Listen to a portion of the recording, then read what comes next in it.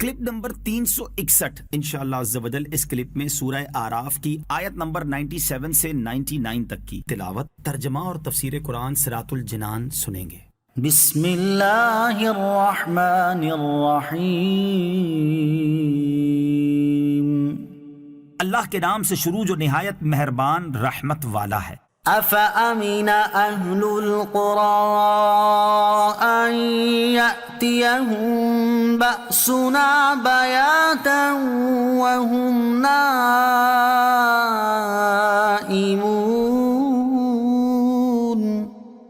او امن اہل القرى ان یأتیہم بأسنا ضحا وهم یلعبون۔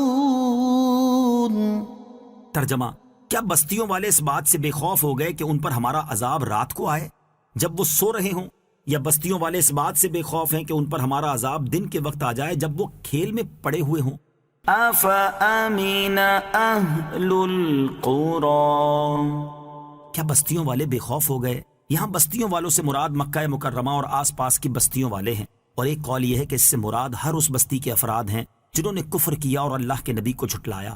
اس آیت اور اس سے اگلی آیت میں انہیں اللہ عز و جل کے عذاب سے ڈرایا جا رہا ہے کہ کہیں ایسا نہ ہو ان کی غفلت کے اوقات میں، مثلا رات کو سوتے وقت یا دن میں، اس وقت جب یہ کھیل کود میں پڑے ہوں، ان پر اللہ عز و جل کا عذاب نازل ہو جائے، کیونکہ عذاب الہی اکثر غفلت کے وقت آتا ہے، اور غفلت زیادہ تر رات کے آخری حصے میں یا پورے دن چڑھے ہوتی ہے۔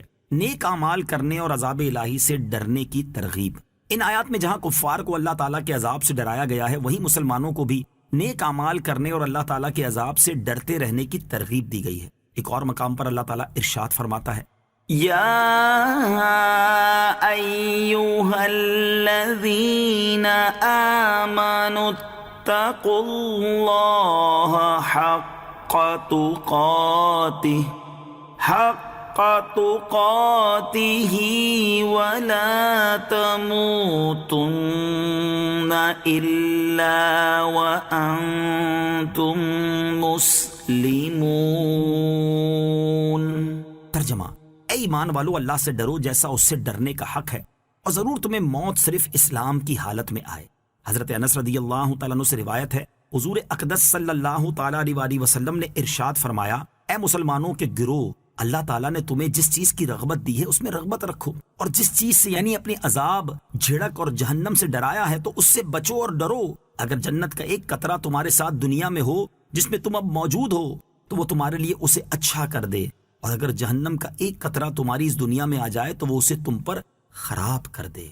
افأمنوا مکر اللہ فلا یأمن مکر اللہ الا القوم الخاسرون۔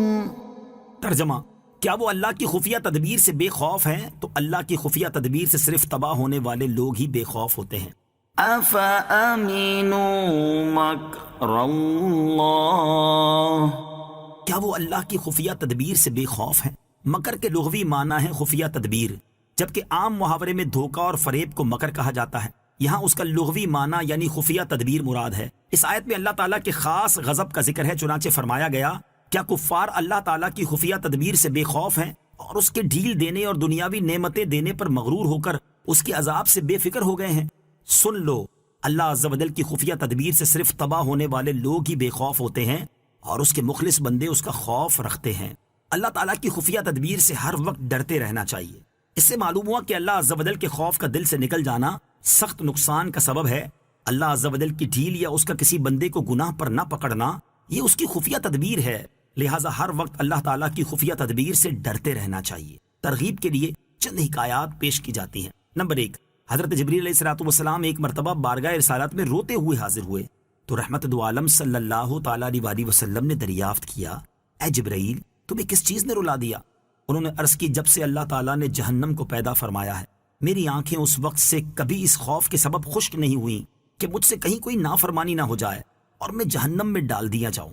نمبر 2، جب ابلیس کے مردود ہونے کا واقعہ ہوا تو حضرت جبرائیل اور حضرت میکائیل علیہ السلام رونے لگے تو رب تعالیٰ نے دریافت کیا، حالانکہ وہ سب جانتا ہے، تم کیوں روتے ہو؟ انہوں نے عرض کی، اے رب عز و جل، ہم تیری خفیہ تدبیر سے بے خوف نہیں ہیں۔ رب تعالیٰ نے ارشاد فرمایا، تم اسی حالت پر رہنا یعنی کبھی مجھ سے بے خوف مت ہونا۔ نمبر 3، حضرت انس بن مالک رضی اللہ تعالیٰ عنہ فرماتے ہیں کہ ایک بار میں نے حضرت عمر فاروق رضی اللہ تعالیٰ عنہ کو ایک باغ کی دیوار کے پاس دیکھا کہ وہ اپنے آپ سے فرما رہے تھے، واہ، لوگ تجھے امیر المومنین کہتے ہیں اور تو اللہ عز و جل سے نہیں ڈرتا۔ اگر تو نے رب تعالیٰ کا خوف نہ رکھا تو اس کے عذاب میں گرفتار ہو جائے گا۔ نمبر 4، حضرت ربیع بن خیثم رحمت اللہ تعالی علیہ کی صاحبزادی نے ان سے کہا، ابا جان، میں دیکھتی ہوں کہ سب لوگ سوتے ہیں اور آپ نہیں سوتے، اس کی وجہ کیا ہے؟ فرمایا، اے میری نور نظر، تیرا باپ رات کو سونے سے ڈرتا ہے۔ آپ رحمت اللہ تعالی علیہ کا اشارہ اوپر مذکور آیت کی طرف تھا۔ نمبر 5، حضرت حسن بصری رضی اللہ تعالی عنہ 40 برس تک نہیں ہنسے۔